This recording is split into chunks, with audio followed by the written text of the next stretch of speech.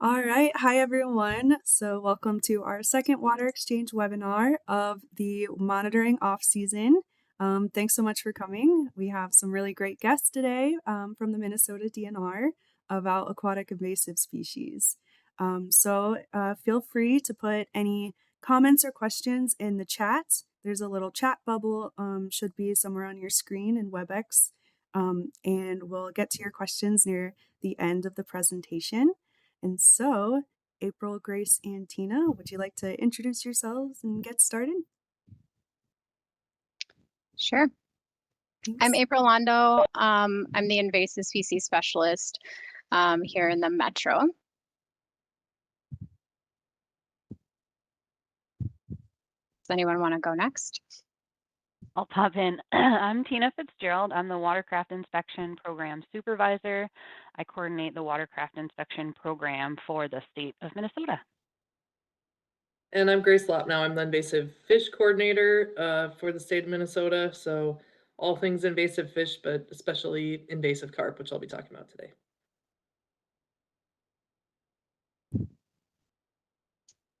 All right, you want me to just jump in, I assume? Yes, thank you. All righty, so here's just a general outline for today's talks. So as I mentioned, I'm the invasive species specialist in Region 3 South. That probably doesn't mean anything to you, but that's just a bunch of counties in and around the metro area. And then Tina will be talking about prevention in our watercraft inspection program. And then Grace is going to end all of our presentations by talking about invasive carp and carp management. So first, I want to get us all on the same page. Some of you might have had maybe some classes on invasive species. Some people, maybe it's a new concept for you, and that is completely fine.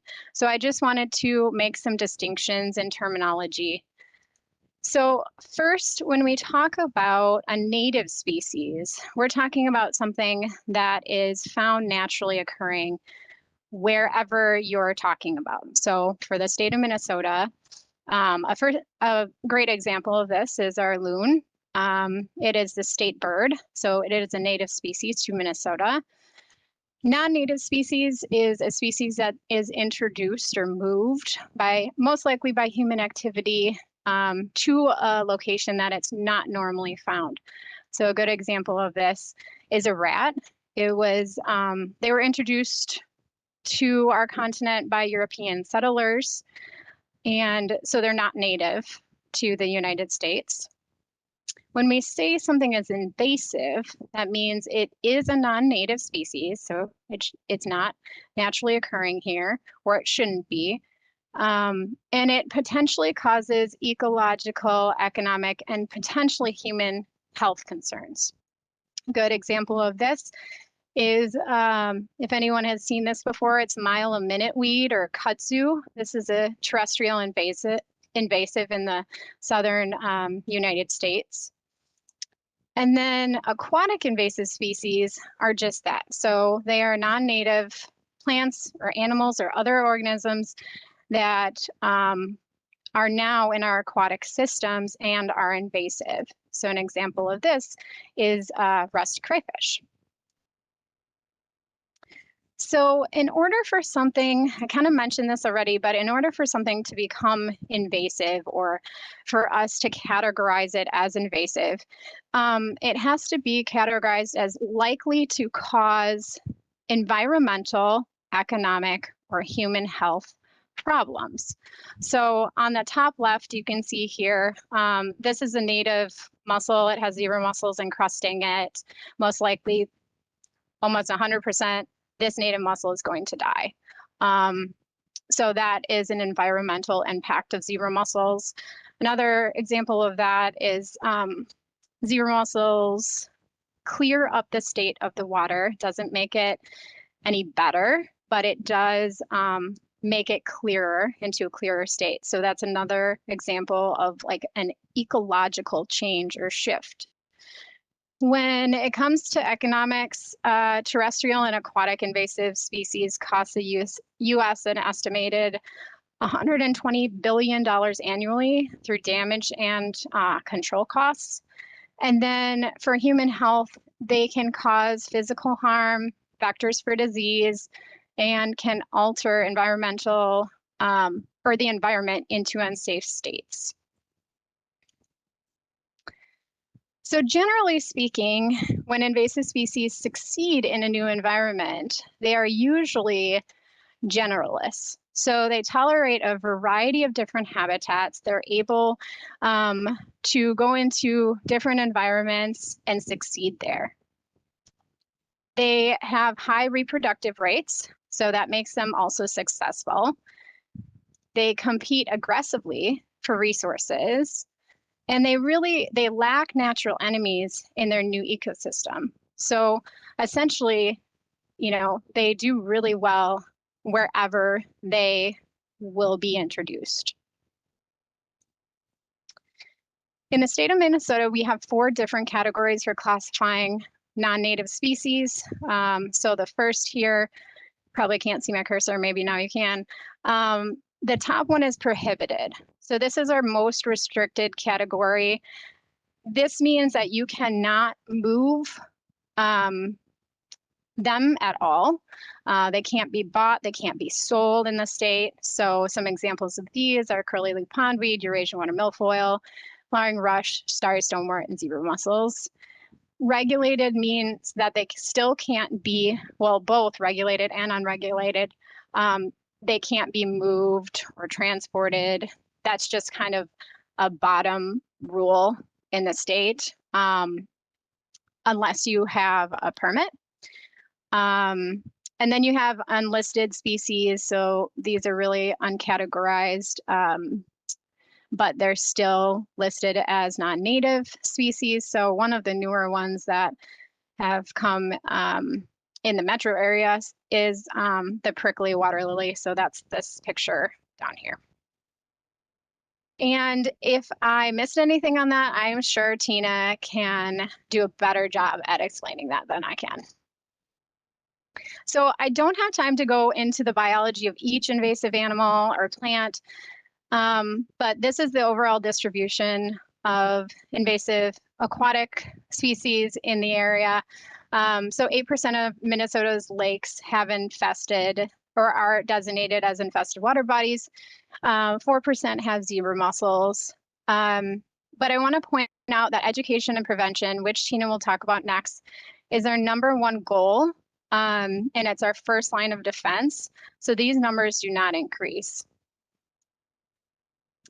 Unfortunately, AIS can spread. So when there is a report of new invasive species, the first thing we implement is something called early detection, rapid response. So what that entails is us collaborating with local government units, getting out there, making sure that they're there or not there, right? Coordinating all of this, conducting surveys, doing an evaluation, potentially signing the area if it is there, putting the sighting in our, it's called EdMaps. It's our online reporting system that we use frequently. A good example of this is in 2023, signal crayfish was first documented in Lake Winona in Douglas County, and they implemented a rapid response. And so these crayfish can grow up to 7 inches long and weigh up to 4 ounces. So these are about 3 times more or bigger than our native crayfishes. And so there was a lot of collaboration in doing EDRR for signal crayfish. When a species has been established, we start managing at that point. And I'm going to be using in this slide the example of Eurasian water milfoil. So there are 3 main types of management. There's chemical, so that's use of herbicides in this case for Eurasian water milfoil. If we were treating zebra mussels, that would be a molluscicide. Then number 2, we have mechanical means. So in the top right picture, that is a harvester in a lake. We can use diver assisted suction harvesting or DASH. and that's in the bottom left picture. And then number 3, we can use biological control. So Eurasian water milfoil does have a weevil that will eat and defoliate or get rid of the leaves on Eurasian water milfoil, and that can be successful. And all three of these different strategies, the one that you implement is going to vary depending on the species. So some of you might recognize this process on the left from your science classes. So this is the scientific method, right? It's what scientists use to learn and test hypotheses. This is usually done in the lab. But sometimes at the end, right, you might have more questions than when you started, so then you try again. Similarly, there is a method that the Minnesota DNR Aquatic Plant Management Group uses, and it's called adaptive management. So you define your problem, you have a question, you treat with the optimal method, or maybe you have a new product that you want to try out.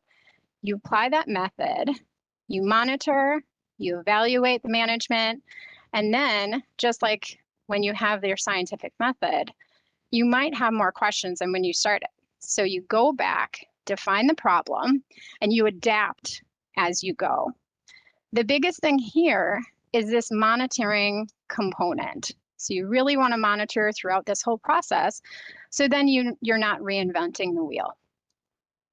How we monitor, there are 2 main ways that we survey, at least for aquatic plants. There are delineation surveys, so these will outline invasive plants and get a good idea of where you want to manage within a lake. And then point intercept surveys give you a more of a temporal understanding of the native aquatic plant communities, so you can track that over time.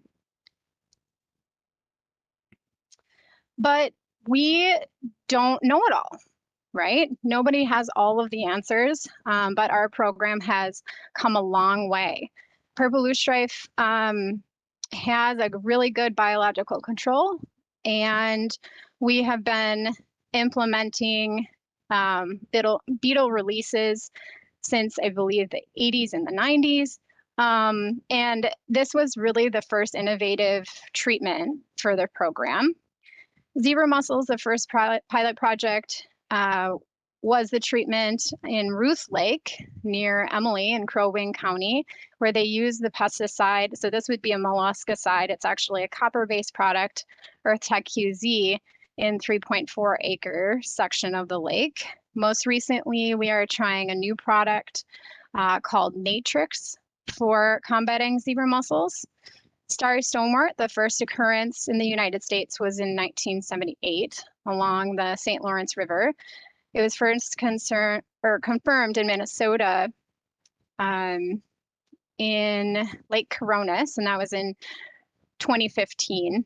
Lake Coronis has been the pioneer of starry stonewort research in the state. Curly leaf pondweed, our group continues to utilize old pesticides and new ways to manage that plant. And so we are continuing to learn all the time within our program, and we use the adaptive management framework to do that. And that's all I got for you. Thank you.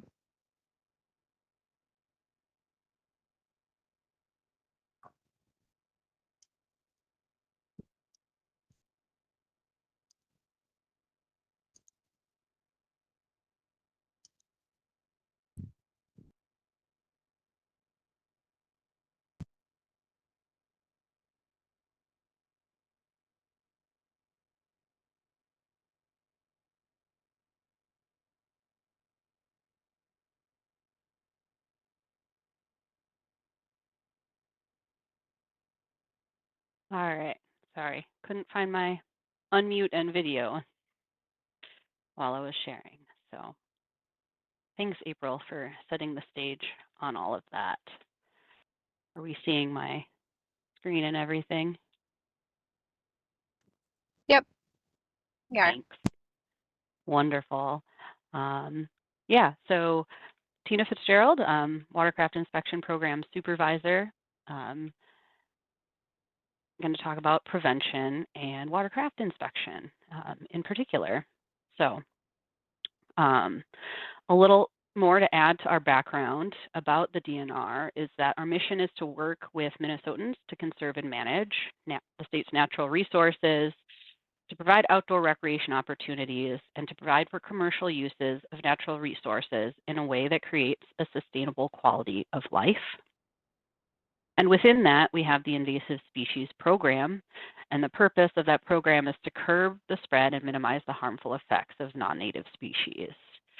The goals of our program are to prevent the introduction, prevent the spread, and reduce the impacts of invasive species in Minnesota. I'm going to focus on prevention. So this is the invasion curve. April kind of covered the red parts. I'm going to cover the blue part in the bottom left corner there. As the saying goes that you've probably heard, an ounce of prevention is worth a pound of cure.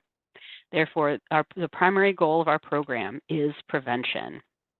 As time goes on and invasive species are introduced, the areas infested increase and those control costs increase over time. So the best bang for our buck is to prevent them from being introduced and prevent them from spreading.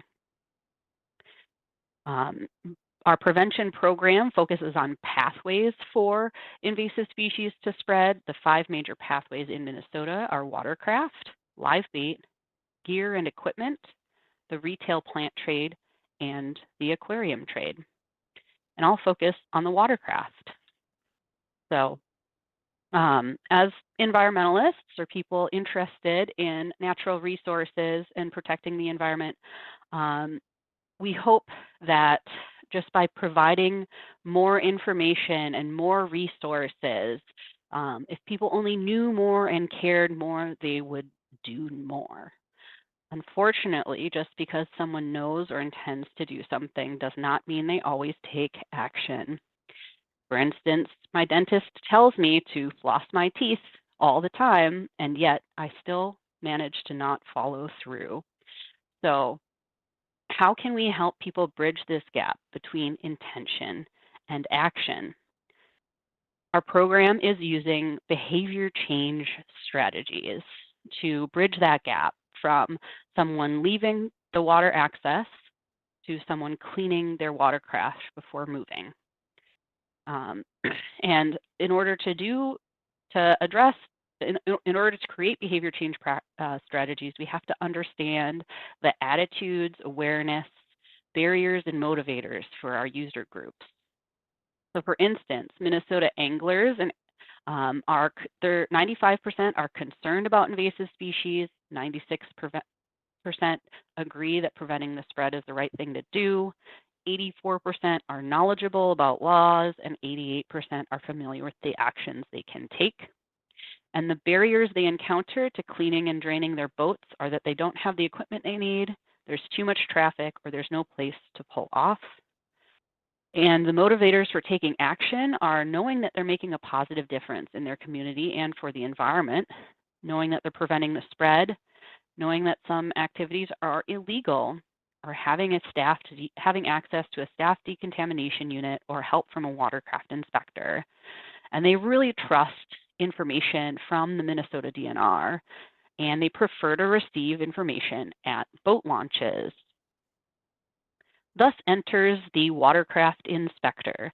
It's the right messenger, the Minnesota DNR, in the right place at the public water access, at the right time when they're leaving and need to take action, or when they're entering and need to take action, and the right message, which includes knowing that anglers are concerned and want to do the right thing, that boaters want help from inspectors, and they want to spend time doing a decontamination. Most boaters arrive in compliance with AIS laws, and most lakes are not infested. So everyone needs to do their part to prevent the spread of invasive species.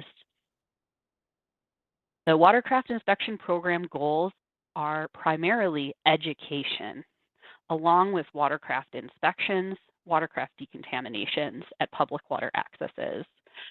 We conduct these at strategic locations We also provide training, authorization, and technical support to local and tribal governments doing this work. We support DNR enforcement in enforcing these laws, and we also attend public events. The statute, Minnesota 84D 105, gives us the authority and defines what invasive species are and defines what transportation prohibitions exist. For instance, it is illegal to transport aquatic macrophytes, so aquatic plants, on roadways. It's illegal to transport your watercraft without pulling the plug. So you must pull the plug and drain all water before moving. It also defines inspection and water-related equipment, and it gives us our inspection authorities where we can require inspection and we can deny launch if people are in violation of the law. So what to expect from inspectors is that they provide tips on how to inspect your own equipment. That's the primary goal, again, education, so that because we only have 1,000 inspectors across the state, but we have, 4 times as many public water accesses. So we can't be everywhere at once. So personal responsibility is key. So by teaching people how to inspect their watercraft, they can do this when inspectors are not present. We also ask questions to help improve the inspection program, and the inspectors will physically inspect your boat, trailer, equipment, and water holding compartments. They can deny launch if the inspector finds invasive species or any plants attached, or until those are removed. If someone refuses to get an inspection, they can also deny launch, and if they find water that cannot be drained. Like I mentioned, we can delegate our authorities to local and tribal governments to do watercraft inspections in the state. And these partner inspectors receive annual training from the DNR and follow all DNR inspection protocols. So all inspectors should be following the same inspection protocols. These are all the partners at the moment that have delegation agreements with the DNR, all the counties highlighted in blue, along with some additional tribal organizations, tribal nations, parks and recreation boards, and watershed districts, cities and townships. The local programs is what makes Minnesota's inspection program one of the largest in the nation. You can see here we have 66 partners reported working 200,000 hours at 781 accesses. You can see more than half of the programs have less than 10 staff people and cover less than 10 accesses. So it's the small programs, the many small programs that makes our programs the largest. The watercraft inspection program started in Minnesota in 1993. The DNR had 10 inspectors and we did 11,000 inspections. Fast forward to today, where we had 842 inspectors and 450,000 inspections. So it's grown tremendously over the last decades. And we continue to see good compliance rates across the state. This is a graph of if an inspector found something when a watercraft entered a water access. So they found something that could be mud, water, plants, or other debris, zebra mussels and things of that nature. They found that 6,000 times, which is only 2%. So about 98% are nothing was found. And most of that is plants.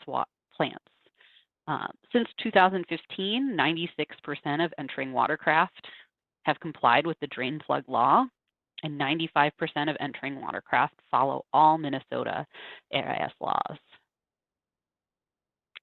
I want to touch briefly on decontamination, which is using hot water, 120 degrees for at least 2 minutes or 140 degrees for 10 seconds to kill aquatic invasive species, such as zebra mussels. and if necessary, high pressure water to remove attached aquatic invasive species. There are over 60 portable or permanent stations across the state operated by DNR and local partners. And we have a live map of these free decontamination services. So if you're out there on the landscape, moving from one place to another, check out this map and you can find a place to get your watercraft decontaminated. As far as what you can do, if you're out there boating or moving from one water body to another, these are the basic steps that we are required by law, is that you clean your boat, trailer, and gear, you drain all water and keep drain plugs out during transport, and dispose of unwanted bait in the trash if you're using live bait for fishing. We also have some additional recommendations, such as rinsing your boat and gear with cold water, drying your boat and gear for 5 days, or again, decontaminating your boat with that hot water and high pressure if needed. You can see that this piece, it's a flyer that we have. If you'd like it, I can send it out. Focuses on what people can do, what behaviors they can take to prevent the spread of invasive species. And it uses behavior change strategies such as social norms that the majority of boaters visiting public accesses take action to prevent the spread. So that's just how we're using some of that information to develop our communication materials to better help people understand the actions that they can take and change those behaviors if they need to. And with that, that's all I've got.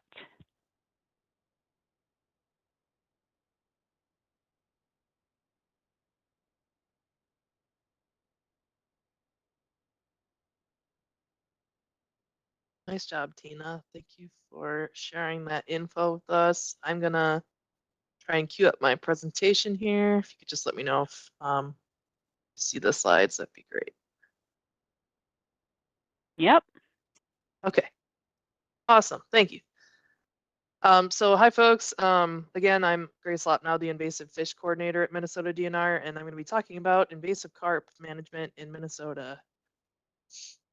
So just a brief overview and a warning that I always have more to talk about than I have time. I could talk about carp all day, so I'll try to go quickly, but provide enough detail. If you have questions at the end, just let me know. But first, I'm going to run through a brief introduction to invasive carp, talk about our invasive carp program in Minnesota, and also what you can do to help. So there are 4 species of carp that we refer to as invasive carp: bighead, silver, grass, and black carp. Bighead and silver carp are filter feeders, so they filter plankton out of the water. And as you're probably aware, plankton are the base of the food chain, and many of our young native fish depend on that food source as they're growing. So these fish at high densities can potentially have impacts on the native fish populations. Silver carp are also able to jump 10 feet out of the water, which is a concern for boaters and others using the river for safety. Grass carp eat vegetation, which is habitat for native fish and just an important part of the ecosystem. And black carp eat snails and mussels and other mollusks. And obviously we have concerns there about native mussels, many of which are threatened and endangered species. Black carp have not been found in the state of Minnesota, but the other 3 species have been found in Minnesota.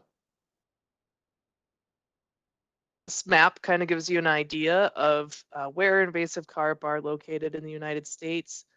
They're located in the Mississippi River Basin and connected basins, such as the Ohio River Basin and Missouri River Basin. We have them in Minnesota up to about St. Croix Falls. In the St. Croix River, they've been caught up to Pool 2 in the Mississippi River, which is near Hastings, and just below Granite Falls Dam on the Minnesota River. So we are in the zone where we don't have verified evidence of reproduction occurring. You can see that the red areas are the locations where invasive carp are reproducing regularly in the United States. This kind of shows where our captures have been in the state. This is all-time captures of invasive carp since our program began. As I mentioned, black carp are not in Minnesota. The furthest upstream they've been detected is below Lock and Dam 19, which is near the Iowa-Missouri border and has a pretty substantial barrier to fish movement. Fish can only pass that location at the lock. So there is potential for them to move past there, but that is a location where movement is slowed down. As you can see, most of our captures have been in the southeast corner of the state, though we have had sporadic captures further upstream. So we've had an invasive carp program for over a decade and have been working on a variety of different methods to help prevent and manage invasive carp. And I'll run through a few of those items. But this just kind of gives you an idea of some of the larger milestones in our program, including that in 2015, we were able to get Upper St. Anthony Falls lock closed permanently. That prevents invasive carp from reaching the headwaters of the Mississippi River. We've also had some larger captures over the years. In 2020, 51 invasive carp were captured in Pool 8 at one time through an event that we were working with partners on. And then also in November of 2024, we removed 408 invasive carp from Pool 6, and that's the largest capture to date. So as part of our program, we take a variety of different actions. No one action is sufficient to manage invasive carp. And so taking a multi-pronged approach really helps us attack this from multiple angles and reduce uncertainty about efficacy. We are undertaking monitoring that will help support our ability to respond, help support our ability to fish for these. Prevention and deterrence is part of our strategy as well. Management and control is primarily through removal. And we also coordinate with partners and communicate with folks on this issue pretty regularly. So our monitoring focuses on important changes in the population. We have been monitoring for evidence of reproduction in Minnesota waters, monitoring for eggs and larvae in the water. None have been detected to date. We are also working with USGS to use predictive modeling to help us focus where and when we sample for larvae, so that that's more targeted to when and where we may expect larvae to show up if reproduction were to occur. We are also monitoring for evidence that would suggest if there are changes in abundance. Because we have a low density of invasive carp, there's a lot of uncertainty surrounding how many we actually have in the area because we don't have regular captures. In one hand, you know, it's very good that we don't have regular captures and that we can't just go out and always capture invasive carp, but it does make it a challenge to know what's happening with the population. So we monitor the captures from our own program, but also from commercial fishers throughout the states. We also use sighting data when the public calls in to report sightings of invasive carp. We take that into account. And we also look at eDNA sampling, which the Fish and Wildlife Service conducts for us. And we have seen more captures in recent years, more sightings, but eDNA detection is holding pretty steady. We do think there are more invasive carp in the state than there were a few years ago, but we are still not at a high abundance that you might see in places like Illinois, Kentucky, or Missouri. An important part of the monitoring is tagging and tracking invasive carp. We implant surgically acoustic tags into the fish that send out a sound signal, and that is detected on a network of receivers that are located in the river. We can also go out in a boat and manually track them using a handheld receiver. There's a picture on the upper part here of a receiver station that is powered by a solar panel, and it can provide us real-time data. So if a carp is in the area, we'll get a notification on our phones that the carp are there, and that can help us target those fishing efforts. We've tagged dozens of invasive carp over the past few years, including 16 this year, or 2024. And they've been able to help us find these seasonal patterns and detect migrations of invasive carp. So far, those tagged invasive carp have led to the removal of over 500 invasive carp in Minnesota. Big part of the story with invasive carp is movement and migration, and tagging and tracking can help us get at that as well. We saw major flooding in the state in the spring of 2019 and 2023, as well as summer of 2024. Following those floods, we saw increased captures and sightings of invasive carp. And the tagging data we have suggests that some carp take advantage of those flooding opportunities to move upstream, and that sometimes they may move back downstream in the summer and fall. So we're just starting to get info on that, and more to come, but that's kind of our preliminary assessment of what's happening.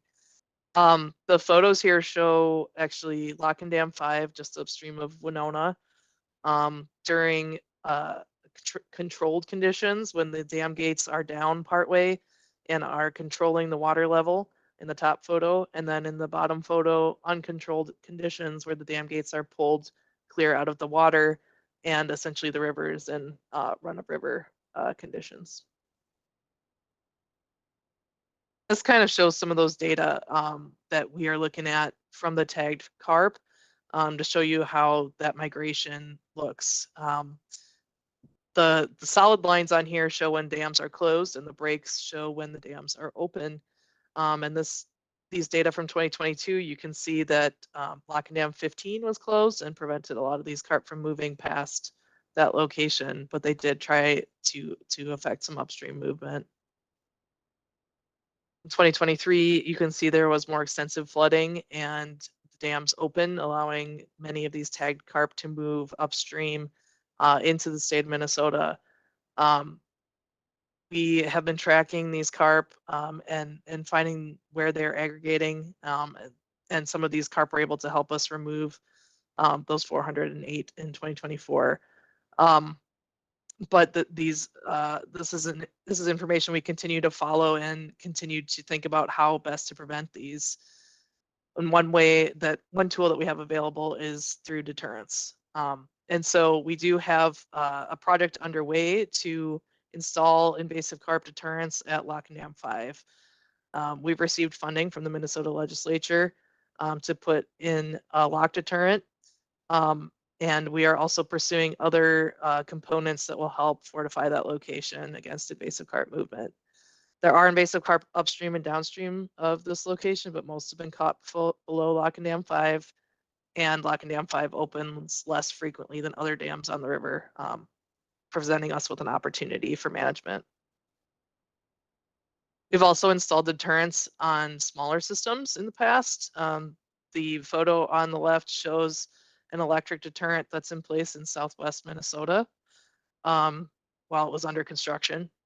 And so that helps prevent carp from moving from the Missouri River Basin into a portion of the Mississippi River Basin by preventing fish from moving through that drainage ditch. The right side, there's also a culvert that was modified and is underneath that berm that doesn't allow fish to pass through. So sometimes it's large deterrents on large systems, and sometimes it's small deterrents or barriers on smaller systems. We also work on removal. We contract commercial fishermen by the day to remove invasive carp, and that's the main tool that's available to managers to reduce invasive carp abundance at this point. We are working on developing better methods to capture invasive carp, including using attractants, different nets and herding techniques, and again, using that telemetry data to help exploit those patterns for capture. Here's some photos from that large removal in 2023. We were able to, again, follow tagged fish to this location in Pool 6, which is upstream of, it's nearby Winona. And we were able to locate, there were 6 tagged invasive carp in the area, and send out commercial fishers to pull a seine net around the school of fish and remove them. Again, communications and outreach is part of what we do as well. We coordinate with other agencies. We regularly communicate with folks from the legislature, and we also try to get out and have some outreach to the public at times. You can see some photos from some outreach events where we did an electrofishing demonstration on the left. In the middle, taking some legislative folks out to see some of the work that we do. And below that, a media story about what we're doing on invasive carp. And to the right, a display from the Minnesota State Fair this past year, which also includes some new signage that we'll be putting out at boat ramps to help folks know what to look for and how to report invasive carp. We partner with a lot of folks. Just wanted to give a shout out to all these people that help us further our reach, help us develop new tools, and just work together on this really regional and national issue. So what you can do as members of the public, we encourage you to report sightings and captures of invasive carp to the DNR. We have a carp hotline that I've listed here, and a carp email where you can reach us. Invasive carp are prohibited invasive species, like April mentioned. So if you do capture one, a permit will be issued to you for possession and disposal upon following the conditions of the permit, which requires reporting some data and ensuring that the fish is dead. The other thing I recommend is that you do not move bait. Moving bait risks spreading invasive fish, which could potentially include small invasive carp, as well as fish diseases. We encourage you to throw extra bait in the trash to avoid spreading invasive species. We have information available online on how to identify invasive carp on our website. Encourage you to take a look and get familiar with these different species so that you can report them if you see them. And yeah, to learn more and to get to that info, please see our website, mndnr.gov/invasive carp. Thank you. Feel free to contact me with any questions. Great. Thank you so much, everyone, for that awesome, super informative presentation. That was really great how your presentations all work together.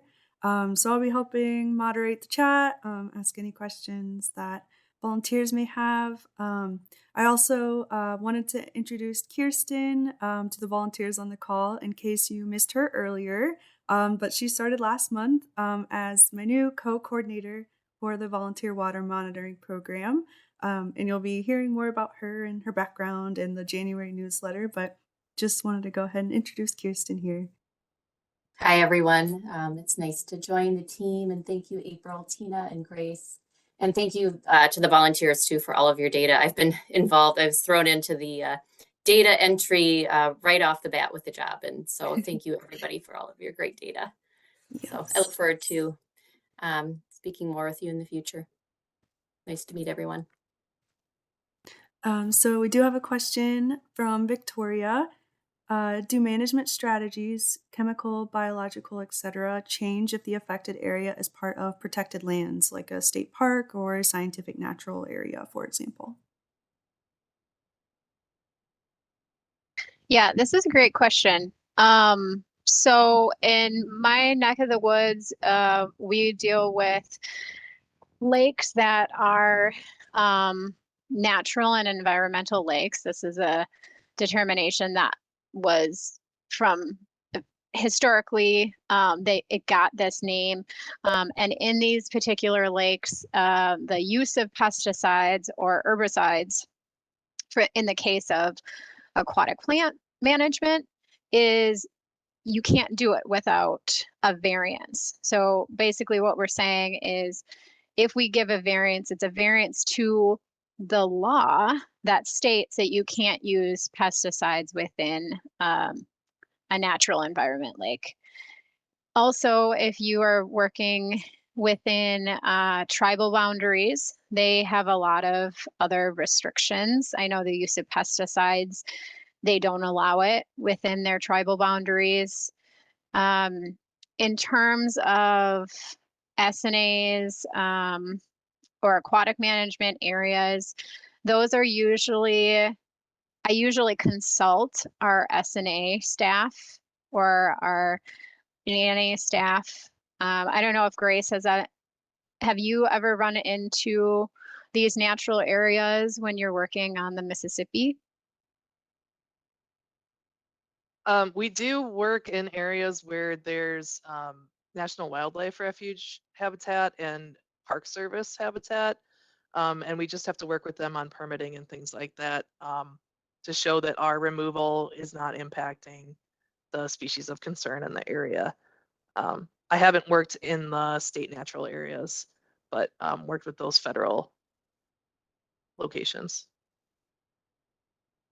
Sometimes they might have restrictions on when we can access, for instance, like the National Wildlife Refuge has some closures of parts of the river for waterfowl season, so that those parts of the river are used for waterfowl habitat, and they don't want boats going in there to disturb the birds off the water.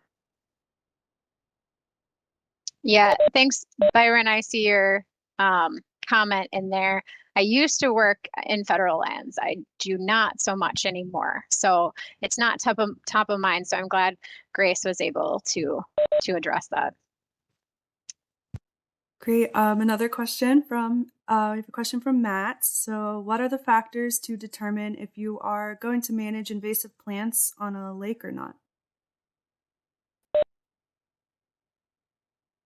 Another really good question. So I think that has to do with problems, right, are in the eyes of the beholder. So if you live on a lake and you have aquatic plants that are growing heavily at the end of your dock, you might think that that's a nuisance, right? And it is for you recreationally.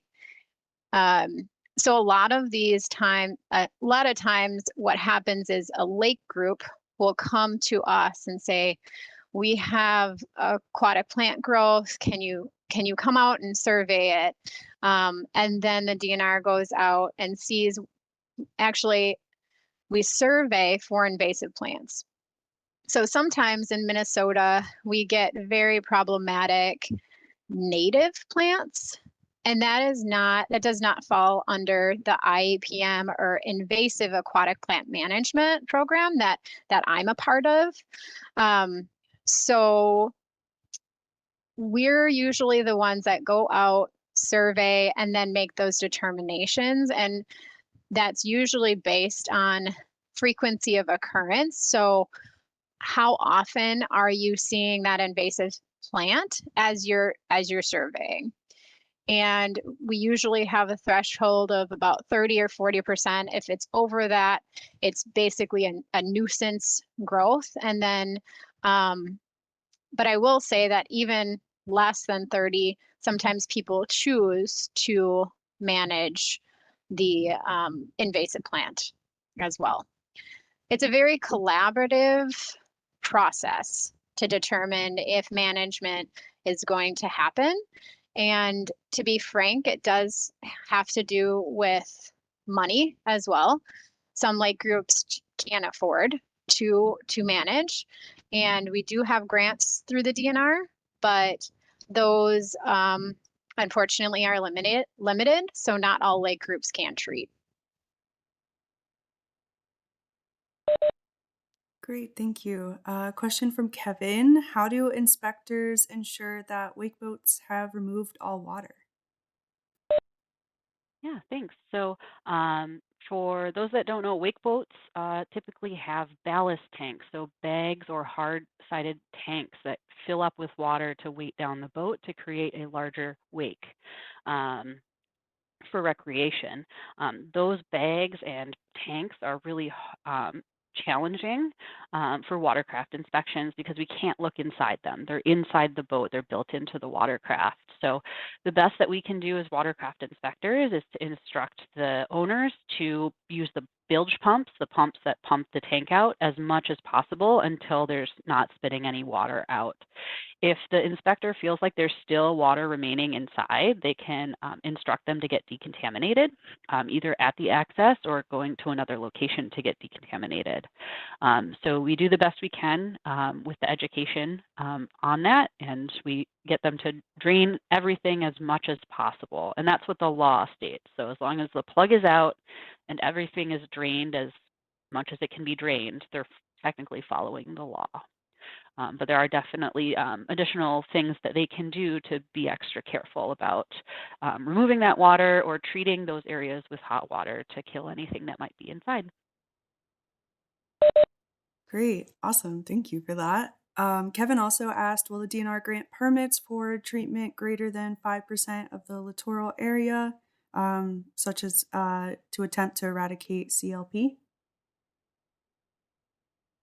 Sure. So I think the 5% is probably referring to 15% of the littoral, which is in chapter 60 to 80 of our regulatory kind of guidelines. So you cannot treat more than 15% of the littoral without a variance to that rule. And the grants are for control of invasive plants and now macroalgae. We don't use the term eradication, especially for curly leaf. They have this plant has a very, for lack of better words, just a very challenging life cycle. It has turions that will stay in the sediment 5 to 7 years. It's a very, very hard plant to manage. And so eradication, especially for that plant, is not feasible. The grants are specifically designed for reprieve, most likely in nuisance areas around the lake to help with recreation. Great. Thank you. I think I've gone through all the questions, and you guys have been answering some in the chat as well. Does anyone else have any more questions for our speakers? If not, we can end a little early.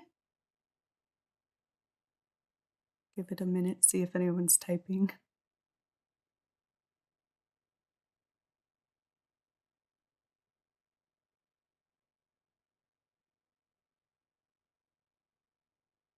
All right, well, thank you all so much for giving your presentations today to the volunteers. So it was really awesome to learn about.